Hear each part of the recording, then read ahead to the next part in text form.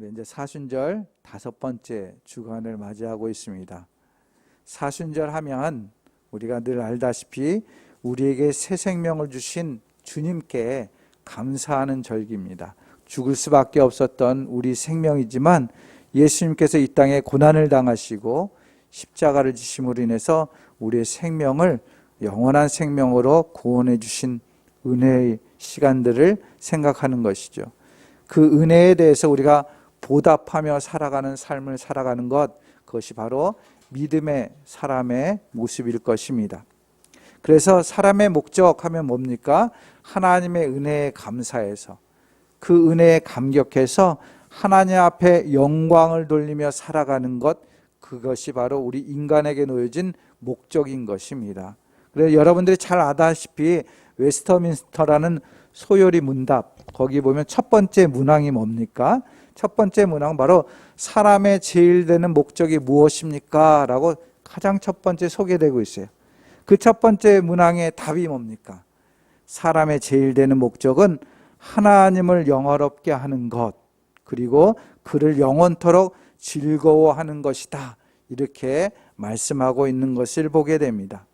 우리가 주님 앞에 주님을 중심으로 주님께 뜻을 두고 주님의 그 은혜를 바라보면서 살아가는 것, 그것이 바로 우리의 믿는 사람, 또 온 인류에게 주신 삶의 목적임을 말씀해 주고 있다라는 것이죠. 그것이 바로 하나님께 영광이라고 우리는 표현하고 있지 않습니까? 모든 것 하나님 앞에 영광 올려드립니다. 내 인생을 통해서, 내 삶을 통해서, 내 직장을 통해서, 또한 내 재능을 통해서 모든 것 나를 자랑하는 것이 아니라, 나를 나타내는 것이 아니라 하나님 앞에 영광되길 원합니다. 우리 학생들 열심히 공부하지만 내가 어떠한 대학을 가서 어떻게 직장 생활하고 어떻게 앞으로 사회생활할 것인가 이렇게 생각하는 것도 중요하지만 그 모든 중심은 내가 대학을 가는 것도 내가 직장에 취업하는 것도 모든 것이 하나님 앞에 영광이 되기 위해서 살아야겠다라는 마음의 중심이 있어야 되는 것이에요. 다 어른들도 마찬가지입니다. 내가 지고 있는 지금 직장, 직분, 사명들 있지 않습니까?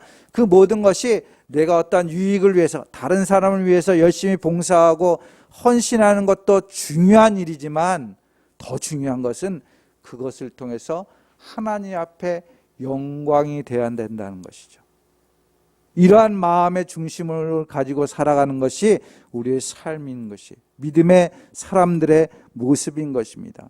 오늘 본문에서도 예수님과 관련돼서 영광이란 단어들이 반복적으로 쓰여 있는 것을 보게 됩니다.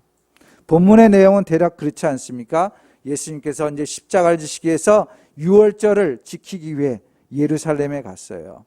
근데 그 예루살렘에서 그리스인, 예전 개역개정에서는 헬라인들이 예수님을 만나기를 원해서 빌립에게 청하게 됩니다. 그러자 빌립과 안드레가 그들을 예수님께로 인도한 모습들이 나오고 있습니다. 근데 그러한 사람들이 인도되는 동시에 예수님께서 대뜸 하시는 말씀이 인자가 영광을 얻을 때가 왔다라고 선언하고 있습니다. 그리고 나서 하시는 말씀, 밀알 하나가 땅에 떨어져 죽어야 많은 열매를 맺는다. 우리에게 잘 아는 말씀을 선언하고 있죠. 예수님은 영광을 받으실 때가 왔음을 알고 있었습니다. 그리고 그 영광은 밀알 하나와 같이 땅에 떨어져야 얻을 수 있는 영광이다라는 것을 말씀해 주고 있습니다. 이어서 예수님은 그 밀알 하나를 통해서 내 자신의 죽음에 대해서 말씀하시고 기도하고 있어요. 그리고 나서 하나님의 응답하시는 장면이 오늘 본문에서 소개되고 있습니다. 예수님의 말씀을 통해서 과연 우리가 영광된 삶이란 무엇인가 우리가 함께 생각하며 나누고자 합니다. 먼저 하나님께서 예수님께서 말씀하신 영광된 삶이란 본문을 통해서 알 수 있는 생명의 영광이다 이렇게 얘기할 수 있을 거예요. 생명의 영광. 본문 24절 말씀 같이 함께 읽겠습니다. 24절 말씀 시작.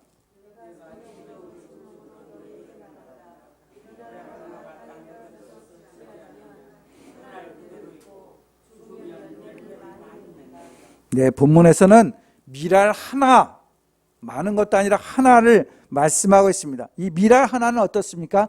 작은 존재예요. 미약한 존재예요. 눈에 보이지 않는 존재예요. 흔한 존재이죠. 예수님께서 이 작은 존재일지라도 소중하게 여기고 계시는 거예요. 왜? 그 안에 생명이 있기 때문에. 미랄 속에는 영원한 생명이 있다는 것을 예수님은 보고 있는 것이죠. 작을지라도 그 작은 생명이 땅에 떨어지면 어떻습니까? 30배, 60배, 100배의 결실을 이룹니다. 요즘 이제 봄이 되어서 각 곳에서 농사를 짓기 위해서 땅을 갈고 경작하기 위해서 준비하는 모습들을 많이 보게 됩니다. 근데 거기에 심겨지는 씨앗은 극히 작은 것이죠. 그 작은 것 안에는 굉장한 생명력이 있다는 것을 우리는 삶을 통해서 경험적으로 알고 있지 않습니까? 예수님 한 분을 통해서도 우리는 알 수 있어요. 예수님이란 분은 미약한 존재예요. 한 개인에게 불과한 것이에요. 그러나 예수님 한 분이 이 땅에 오셔서 떨어져 죽으심으로 인해서 영원한 많은 생명들을 얻게 되었습니다. 자신이 닥칠 죽음의 고통보다 자신 몸속에 있는 생명의 능력에 대해서 주님은 늘 생각하고 감사하고 있었다라는 것이죠. 그것이 바로 하나님 앞에 영광 돌리는 것이에요. 우리에게 주신 이 생명은 하나님 앞에 영광된 생명이라는 것을 알아야 됩니다. 우리는 간혹 이런 생각할 때 있어요. 나 한 사람 얼마나 미약한가. 나의 존재는 늘 쓰러지고 늘 고난이 있을 때 어려움 당하고 늘 어렵게 살아가고 있지만, 그러나 그 존재 자체에 하나님께서는 보실 때는 굉장히 귀한 존재라는 것이죠. 하나님 앞에 영광 돌릴 수 있는 존재라는 것이에요. 우리 팔당교회 자그마한 교회 같지만, 여러분들 개개인은 얼마 안 되는 소수인 것 같지만, 이 가운데는 하나님의 영광이 함께하고 있다는 사실을 우리는 믿어야 됩니다. 그렇기 때문에 우리가 늘 생각할 때, 내 삶이 뭐 이렇게 궁상맞은데, 미약한데, 어려운데 내가 뭘 할 수 있어, 이렇게 나약한 생각을 갖지 마시기 바랍니다. 여러분들 안에는 무엇이 있다고요? 하나님의 영광, 하나님의 생명이 있습니다. 이 사실을 알아야 돼요. 그래서 예수님께서 뭐라 합니까? 생명은 천하보다도 귀하다. 한 영혼은 천하보다도 귀하다. 이렇게 표현하고 있지 않습니까? 그래서 한 잃은 양을 찾기 위해서 그토록 간절하게 헤매이고 있는 모습들을 우리는 성경을 통해서 보게 됩니다. 성경은 작은 것, 연약한 것, 보잘것없는 것에 더 집중하고 거기에 정성을 쏟고 마음을 다하는 것을 우리는 보게 됩니다. 예수님은 누룩을 보면서도 하나님의 나라를 말씀해 주셨어요. 온 우주 창조주께서 주목하고 있는 밀가루 속에 형체도 보이지 않는 그 누룩, 그것을 통해서 하나님의 나라가 이루어진다라는 말씀을 하신 것이에요. 우리같이 나약한 존재이지만 너희 안에는 하나님의 생명이 있고 하나님의 나라가 있다라고 말씀해 주고 있는 것입니다. 여러분들 안에 하나님의 영광이 있는 것이에요. 어부들의 그물에서 하나님께서는 선택적인 은총도 나타내 주셨어요. 겨자씨 같은 그런 작은 것에 하나님의 능력과 하나님의 영원한 생명의 법칙이 있음을 말씀해 주기도 했습니다. 사랑하는 성도 여러분, 우리는 우리가 보는 눈으로 보면은 크고 좋고 훌륭하고 빛나는 것이 다 좋게 보이지만 하나님께서는 그렇지 않아요. 작고 미약한 미랄 하나 같은 그러한 생명일지라도 그 안에는 하나님의 영광이 있다라고 분명히 말씀해주고 있습니다. 오늘 우리가 사순절을 지내면서 나와 같은 미약한 존재이지만 우리를 위해서 기꺼이 희생하시고 십자가 주신 그 하나님의 은혜와 사랑을 다시 한번 마음속에 새기면 나의 존재는 그냥 있는 존재가 아니라 주님의 사랑이 있는 하나님 앞에 영광 돌리는 존재임을 깨닫고 주님 앞에 영광 돌리는 귀한 우리의 삶이 될 수 있기를 바랍니다. 또한 미랄 하나를 통해서 낮아짐의 영광을 우리는 볼 수가 있어요. 낮아짐의 영광. 땅이 없으면 생명을 살리는 일이 없습니다. 거름더미가 생명을 살리는 모판이 되기도 합니다. 밀알 하나가 본문에서는 땅에 떨어졌다라는 표현을 쓰고 있어요. 땅에 떨어졌다. 떨어졌다라는 것은 낮아짐, 하강, 그러한 것들을 이야기하는 것이죠. 고개를 숙이는데 겸손한 곳에 영광이 있다라는 것을 말씀해 준다고 생각이 됩니다. 스위스에 종교학자가 있었어요. 종교개혁자 쯔빙길이라는 사람이 있습니다. 그분이 이러한 말을 했습니다. 신자의 낮아짐이 신앙의 상승이다, 이렇게 했어요. 그러면서 자기가 살아온 인생 가운데 경험된 일을 이야기합니다. 한 일화가 있어요. 어느 날 쯔빙길리는 스위스의 산을 걷다가 좁은 산길에 머무르게 됩니다. 거기에서 하나를 목격하게 됩니다. 두 마리의 염소가 있었습니다. 하나는 내리막길로 내려가는 염소였고 하나는 올라가는 염소였어요. 서로 마주치게 되었습니다. 워낙 좁은 길이라 서로 이렇게 교차돼서 갈 수 없었던 길이라고 합니다.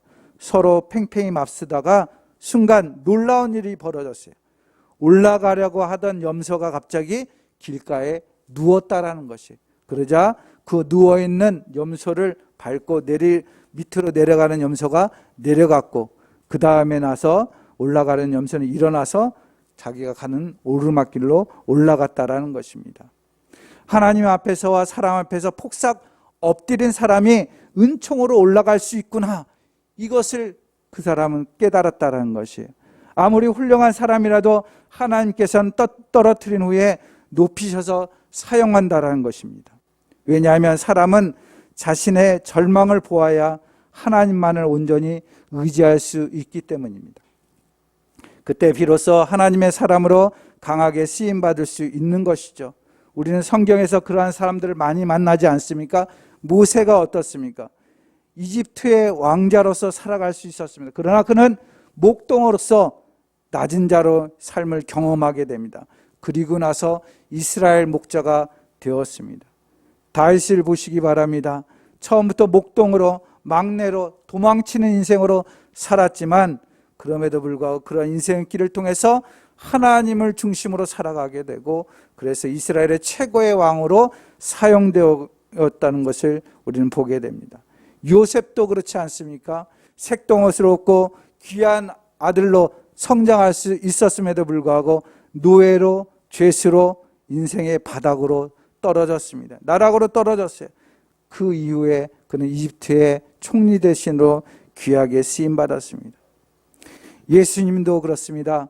십자가라는 최악의 그 자리에서 인류를 구원하는 역사를 이루셨습니다. 저 하늘 보좌에서 이 땅으로 떨어지셔서 우리와 같이 그러한 모습으로 살아가게 되었습니다. 그것을 통해서 어떻습니까? 우리를 구원하는 하나님의 은혜를 이루셨던 것을, 거기에 능력이 있었음을 보게 됩니다. 물이 높은 곳에서 낮은 곳으로 떨어질 때 어떻습니까? 에너지가 발생하는 것이죠. 공기도 마찬가지예요. 고기압에서 저기압으로 떨어질 때 바람의 힘이 생기는 것입니다. 하나님의 원리, 창조의 원리가 그렇다는 것이에요. 우리가 높은 곳에서 낮은 곳으로 내려가는 순간 거기에 하나님의 능력이 함께한다라는 것을 우리는 창조의 섭리 속에서 또 하나님의 말씀 속에서 발견하게 되는 것이죠. 사랑하는 성도 여러분, 우리가 하나님 높은 자리에 있을 때는 하나님을 찾기가 어려운 것을 경험하게 됩니다. 죽을 자리에 가야지만, 병든 자리에 가야지만, 자식이 힘들어야지만, 사업이 망해가야지만 그제서야 하나님을 찾는 사람들이 있어요. 절박한 상황에 몰릴 때만 하나님 앞에 간절히 은혜를 구하는 모습입니다. 어쩌면 낮아짐 속에 하나님께서 우리를 불러주고 있는 거예요. 떨어지는 그 자리가 은혜의 자리가 되는 것을 우리는 보게 됩니다. 그래서 위대한 사람들은 그러기 전에 스스로 자신을 낮추고 겸손의 자리로 나아가는 모습들을 보게 됩니다. 약한 자리, 아무도 알아주지 않는 자리, 그 자리를 향해서 끊임없이 자신을 낮추는 그러한 섬김의 자리로 나아가는 모습들을 보게 됩니다. 우리가 주보에 실려있는 장기려 박사님도 그래요.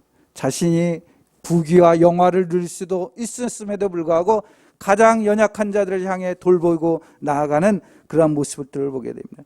테라사 수녀님, 또한 헨리 라우엔, 프란치스코, 이런 모든 분들이 스스로 자기의 모든 것을 내려놓고 오히려 사람들에게 관심 갖지 않는 그러한 연약한 자리로 나아가는 것을 보게 됩니다. 성경은 이렇게 낮은 자리로, 겸손한 자리로 나아가는 것이 곧 하나님 앞에 영광을 돌리는 일이라고 말씀해 주고 있습니다.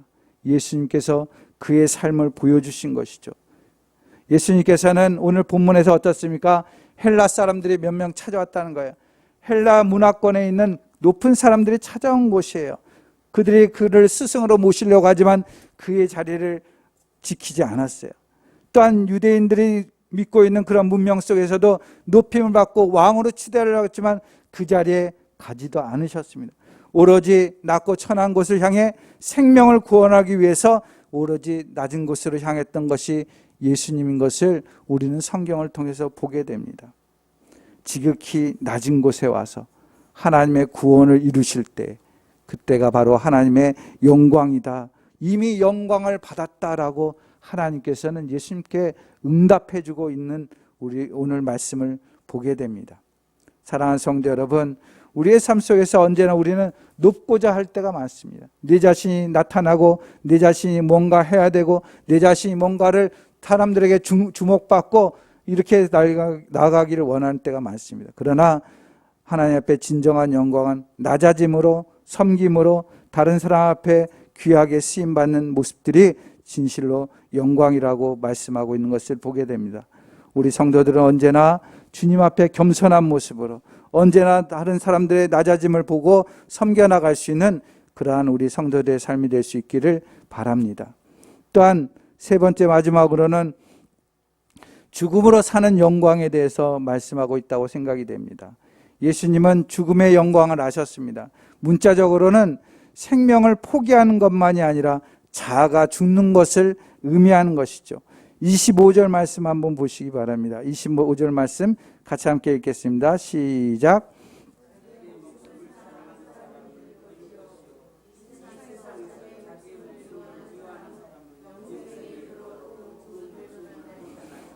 아멘. 성경에서는 자기 생명을 사랑하는 것은 죽는 거다 마찬가지입니다. 자신에게 집착하면 자신을 잃어버리고 망가뜨리는 것이죠. 오히려 자기 생명을 미워하면 자신의 생명을 보존하게 됩니다. 본성이 이기심을 포기한 사람, 다른 사람들의 사랑을 위해서 자기가 하나님께 쓰임받기 위해서 자기의 이기심을 미워할 수 있는 사람, 이런 사람이 영광스러운 죽음을 통해 생명을 구원하는 것입니다. 새벽나라라는 책에 쓰여진 기사가 있어서 소개합니다. 그 내용을 제가 읽어드리겠습니다. 지난 2001년 1월 26일 도쿄의 한 지하철역에서 한국인 유학생인 이수연 씨가 철도로 떨어진 일본인 취객을 구하려다 전동차에 치여 숨진 사건이 있었다. 그는 금세 대중 스타만큼이나 유명해졌다. 그의 희생어린 행동은 일본의 어떤 스타들보다 많이 보도되었고 특집 방송을 한 TV도 여럿되었다. 일본 총리를 비롯한 정관계 인사들이 조문을 했는가 하면 그를 기념하기 위한 일본인들의 모금과 추모비 건립도 진행되고 있었다. 그의 영적 행동은 스타를 추종하는 팬들의 모방 행위처럼 곧 전염되었다. 며칠 뒤 철길에 누워 자살하려는 고등학생을 사람들이 뛰어들어 구해내는가 하면 지하철에 떨어진 임산부를 살려내는 미담들이 줄려 이었다. 사람들은 자신의 삶 속에서 거창하고 화려하게 성공한 사람이 되어 큰 영향을 끼치기를 원한다. 그러나 실제로는 하나의 작지만 헌신적인 행동이 큰 영향을 가져오기도 한다. 이수연이라는 한 사람의 값진 희생이 일본과 한국 전역에 남을 위한 희생의 소중함을 다시 일깨우고 있다. 하나의 모범적인 행동의 영향이 실로 엄청난 결과를 가져오고 있다. 이렇게 기록되어 있는 것을 보게 됩니다. 죽음으로써 생명을 살리는 일처럼 소중한 일은 없을 것입니다. 예수님이 가신 길은 자기 부인, 십자가의 길, 자기를 미워하는 길이었습니다. 헬라인들이 스승을 모시려고 찾아오고 유대인들이 왕으로 모시려고 하지만 고통스러운 십자가의 길, 죽음의 길을 선택하셨습니다. 거기에 생명이 있음을 알았기 때문입니다. 이것이 바로 예수님의 위대함입니다. 하나님의 본체이지만 종의 형체를 가지시고 죽기까지 순종하였으니 십자가의 죽으심이라 말했습니다. 모든 사람을 살리기 위해서 애쓰신 것이죠. 자기는 높은 자리, 또한 인정받는 자리, 자기를 위하는 자리에 나가는 것, 그것이 원래 본성이지만 그럼에도 불구하고 다른 하나님의 생명들을 위해서 기꺼이 자기 생명을 내어버리신 길로 자신을 내놓았던 것을 보게 됩니다. 에베소서 5장 2절에는 예수님을 바로 향기로운 제물, 생축으로 드리셨다라고 표현하고 있습니다. 모든 사람의 생명을 살리는 기적을 이루신 것이죠. 그래서 죽음이 위대함으로 승화되고 구원의 통로가 되는 인류의 역사에 가장 위대한 인식의 전환, 희망을 가져오게 되신 것입니다. 주님의 죽으심이 이룩한 놀라운 역사인 것입니다. 사랑하는 성도 여러분, 이 말씀을 통해서 우리가 알 수 있는 것은 무엇입니까? 바로 우리의 삶 속에서 헌신, 희생이 있어야 된다는 것이에요. 나 자신을 위한 생명보다 다른 사람을 섬길 수 있는 그러한 마음의 자세가 필요하다는 것이죠. 기꺼이 내 생명보다 다른 사람을 위할 수 있는 그러한 마음이 중요함을 말씀해 주고 있습니다. 우리가 사랑의 선물, 이웃을 위한 사랑의 선물을 준비하고 있지 않습니까? 또한 우리 권사님도 기도하셨지만 그 사랑의 선물은 극히 작은 것입니다. 그러나 우리가 한 번쯤은 이웃에 대한 생각을 가져야 됩니다. 늘 이웃을 사랑해야 된다, 이웃을 어떻게 해야 된다라고 말을 하지만 진실로 우리가 할 수 있는 길이 무엇인가, 이러한 일들을 통해서 한 걸음 한 걸음 나아갈 수 있는 저희들이 될 수 있기를 바랍니다. 팔당교회 이 지역에 세워진 이유가 무엇일까요? 바로 십자가의 사랑, 섬김의 사랑, 또 우리 자신을 내어줄 수 있는 사랑을 실천하기 위해서 주어진 기회이며 사명이라고 저는 생각이 됩니다. 사랑하는 성도 여러분, 우리가 좀 더 이웃을 위해서 희생하고 헌신할 때 그곳에 생명의 씨앗이 뿌려질 줄 믿습니다. 알프스에 사는 특이한 개미의 이야기가 있습니다. 개미집 속에 불타는 초를 세워놓으면 이 개미들은 스스로 자신의 몸을 던져서 그 불을 끈다고 합니다. 왜냐하면 개미의 몸에 불타면 키친스라는 물질이 나온다고 해요. 불연성의 진액이 나와서 불이 꺼진다라고 이야기합니다. 개미의 희생 정신을 통해서 그 개미가 곤충의 왕이 될 수 있었다라고 이야기하는 그러한 이야기를 보게 됩니다. 희생이란 참으로 아름다운 것입니다. 위대한 힘을 발휘하는 원동력이 되는, 그러나 그것은 말로만 되어지는 것이 아니에요. 우리 주변에 보면 희생이 없이는 생명이 살 수 없다는 걸 보지 않습니까? 우리 가정에 어머니, 부모님들의 희생이 있었기 때문에 우리 자녀들이 살아올 수 있는 것이, 순국 열사들의 그러한 희생이 있었기 때문에 나라가 든든하게 세워질 수 있는 것 아니겠습니까? 믿음의 선배들이 있었기 때문에 이 땅에 그리스도의 교회가 바르게 설 수 있었던 것을 우리는 경험하게 됩니다. 사랑하는 성도 여러분, 오늘날 우리에게도 우리가 주님 앞에 희생하고 헌신할 때 그것이 바로 하나님 앞에 영광이 되며 하나님의 나라를 이룰 수 있다는 사실을 기억할 수 있기 바랍니다. 특별히 사순절 기간을 통해서 예수 그리스도의 그 희생을 우리가 생각하면서 우리에게 주신 삶이 어떠한 삶으로 영광 돌릴까? 우리가 교회를 통해서, 가정을 통해서, 우리의 삶을 통해서 희생하는, 헌신하는 삶을 통해서 진실로 그곳에 하나님의 은혜가, 하나님의 영광을 경험할 수 있는 저와 여러분들 될 수 있기를 주님의 이름으로 축원드립니다. 기도하겠습니다. 사랑과 은혜가 많으신 아버지 하나님, 미랄 하나에 담겨져 있는 하나님의 영광을 다시 한번 생각하게 됩니다. 그 생명 안에는 놀라운 하나님의 은혜가 있습니다. 생명력이 있습니다. 또한 그 한 알이 땅에 떨어지는 그 낮아짐을 통해서 열매를 맺게 됩니다. 그가 스스로 자신을 내어놓고 땅에 묻혀 죽음으로 인해서 하나님 앞에 영광 돌리는 모습을 우리가 본문을 통해서 보게 됩니다. 우리도 이 땅에 던져진 하나의 작은 생명이지만 그 생명 안에 하나님의 은혜가 있고 하나님의 생명이 있음을 깨닫게 하여 주시고, 우리 스스로가 나 자신을 나약하게 생각하기보다는 하나님의 생명을 가지고 살아가며 오로지 우리가 더욱 낮아짐으로, 섬김으로, 헌신함으로 주님 앞에 영광 돌리는 그러한 삶이 될 수 있도록 인도하여 주시옵소서.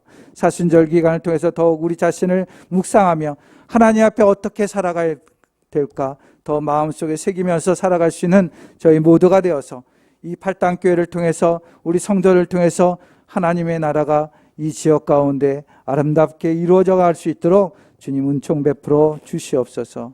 주께서 함께해 주시기를 원하옵고 예수님의 이름으로 기도드립니다. 아멘.